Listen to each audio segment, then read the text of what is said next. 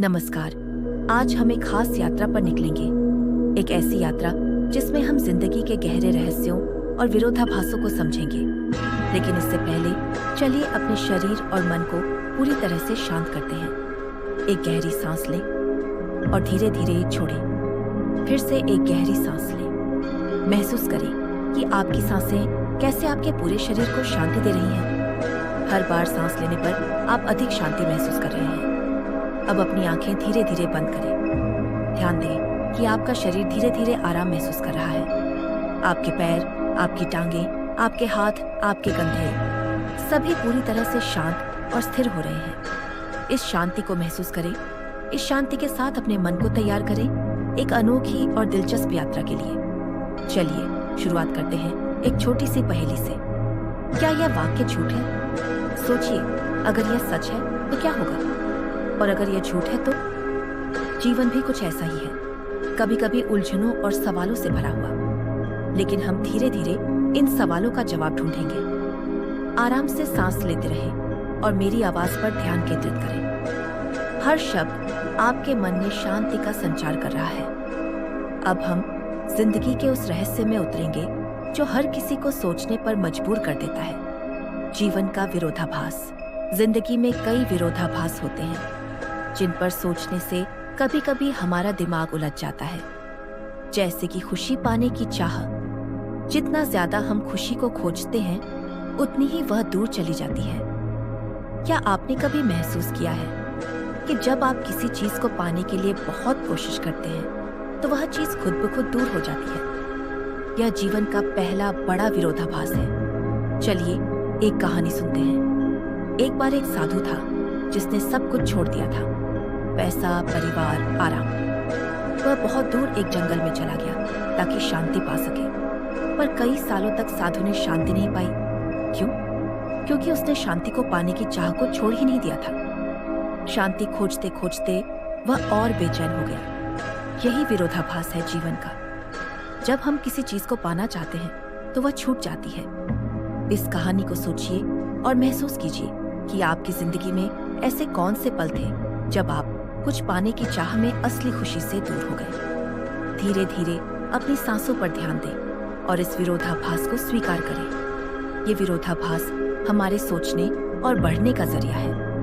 आप अब इन विरोधाभासों से डरे नहीं बल्कि उन्हें गले लगाएं। जिंदगी का ये खेल है जिसमें हम सीखते हैं और समझते हैं।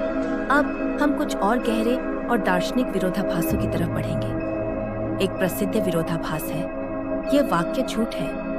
अगर यह सच है तो यह झूठ होगा, और अगर यह झूठ है तो यह सच होगा। सोचिए हमारे मन की यह स्थिति कैसी होगी जब हम ऐसे सवालों में उलझ जाते हैं। जीवन भी कभी कभी ऐसा ही होता है, सच और झूठ के बीच झूलता रहता है। आइए एक और विरोधाभास पर ध्यान दें। श्रोडिंगर की बिल्ली। एक बिल्ली एक बॉक्स में बंद है जो एक ही समय में जिंदा और मरी हुई दोनों हो सकती है। यह विरोधाभास क्वांटम फिजिक्स का है, लेकिन इसे आप अपने जीवन में भी महसूस कर सकते हैं। हम कई बार एक ही समय में दो भावनाओं में होते हैं, खुश और उदास, आशावान और निराश। यह विरोधाभास हमारे अनुभवों का हिस्सा है। अब एक और सवाल, क्या हमारी जिंदगी पूरी तरह से हमारी अपनी होती है या सब कुछ पहले से तय है? इस सवाल पर ध्यान दीजिए और अपने मन में उसके उत्तर को खोजने की कोशिश करें। सोचिए, अगर आप एक समय में दो जगह मौजूद हो सकते तो आपकी जिंदगी कैसी होती? इन सवालों में डूबिए, लेकिन घबराइए नहीं। ये विरोधाभास आपके दिमाग को चुनौती देते हैं और आपको नई सोच की ओर ले जाते हैं। धीरे धीरे सांस लें और महसूस करें कि आपका मन अब शांत हो रहा है। अब कल्पना कीजिए, आप एक नीले आकाश में उड़ रहे हैं जहां बादल नरम तकियों की तरह हैं और सूरज की रोशनी हल्की और शांत है। यहीं से शुरू होती है हमारी नींद की कहानी।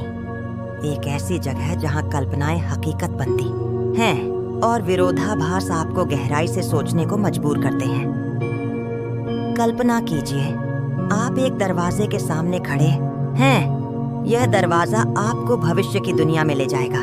इस दरवाजे के पार समय की रेखा टूट जाती है और आप किसी भी समय में जा सकते हैं। अगले साल, अगले दशक, या 100 साल बाद आप दरवाजा खोलते हैं और आप एक ऐसे शहर में प्रवेश करते हैं जहाँ गगनचुंबी इमारतें हवा में तैर रही है, जहाँ लोग अपने विचारों से बातें करते हैं और जहाँ आपकी कल्पना ही आपकी सच्चाई बन जाती है।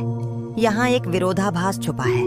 क्या भविष्य सच में हमारी कल्पना का ही विस्तार है या हम पहले से तय रास्तों पर चल रहे हैं? आप वहाँ एक दार्शनिक रोबोट से मिलते हैं जो कहता है, यदि मुझे भावनाएं नहीं हैं, तो क्या मैं इंसान से अलग हूँ? या फिर अगर तुम केवल सोचते हो, तो क्या तुम वाकई महसूस करते हो? इन सवालों में उलझे हुए आप आगे बढ़ते हैं। धीरे धीरे सांस लें और इन गूढ़ सवालों को अपने मन में गहराई तक जाने दें। अब आप एक नदी के किनारे हैं। यह नदी समय की है।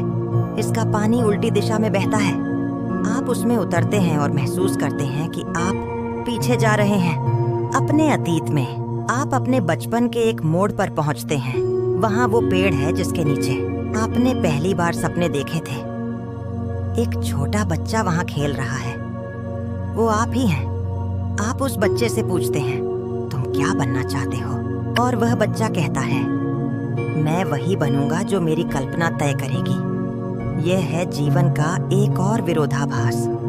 हम बड़ा होते जाते हैं लेकिन हमारी कल्पना छोटी होती जाती है, क्योंकि हम डरने लगते हैं असफलता से, आलोचना से, समय से। अब आप महसूस करते हैं कि वह बच्चा आपको फिर से सिखा रहा है कैसे कल्पनाओं में उड़ना है, कैसे बिना डरे जीना है। धीरे धीरे आप उस नदी से बाहर आते हैं और वर्तमान में लौटते हैं। लेकिन अब कुछ बदल गया है। अब आप खुले मन से सोच सकते हैं। आप अब एक विशाल पुस्तकालय में हैं, जहां हर किताब आपके जीवन के किसी संभावित रास्ते को दर्शाती है।